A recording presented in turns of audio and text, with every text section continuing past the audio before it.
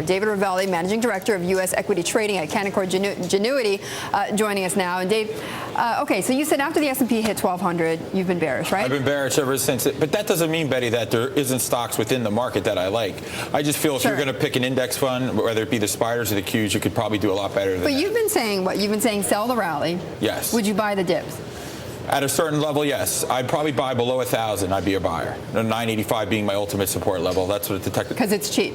It's cheap, exactly. And there are strong earnings out there. The problem is the headwinds going forward. Okay. Actually, to Dave's point, it feels like companies need to do more than just report their earnings right now, and more than just report earnings that are better than expected. Motorola this morning, selling a business, it's getting kudos from the market. Weyerhaeuser had a special dividend. These are the types of stocks that were able to come out of last week in positive territory, as opposed to those names early in the week, early in earnings season, that had better than expected results and then lost steam over the course of the week. It's not about earning the money, right? It's not about the profit. Well, only. It's also your guidance on the telephone call going forward. That has a lot to do with it also. If you say, you're seeing a slowdown, like look at Cisco's report last quarter, great earnings. He was kind of tepid when he talked about Europe. Stock has gone straight down from 28 down to $22 where it is now. Okay, so you mentioned headwinds, right? What are the headwinds that you're most worried about? Besides taxes, don't tell me taxes. Yeah, I'm not going to go into that. Well, that's once a week. But besides that, I'm going to go into overseas. Obviously, the stress test this Friday. Everybody, there's no transparency about the stress test. No one knows how they're going to do it. Now, if a bank does need money, how are they going to get the money? They're not telling you how they're going to raise the capital. Are they going to merge with other banks? So no one knows anything. And all I look back onto is when Greece went into the European Union.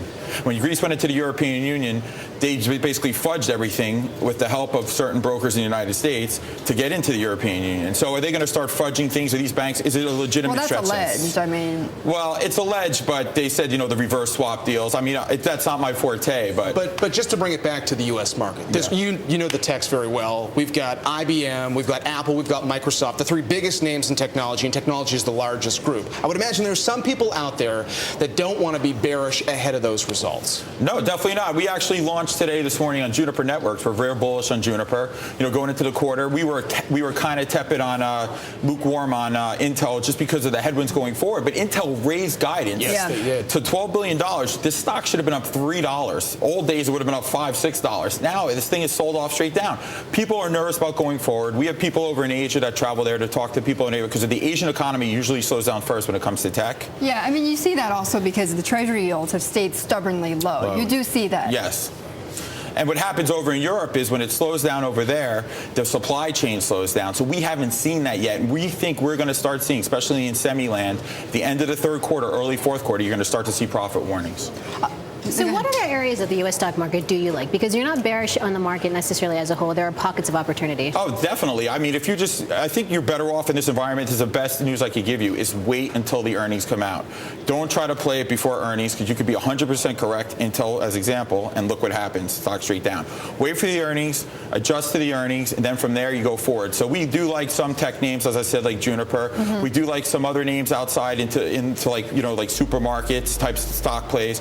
But I got to be careful when you ask about specific stocks because of investment banking. I can't just say something and then I go back to my office and I don't have a job anymore because we're doing a deal next week. We don't want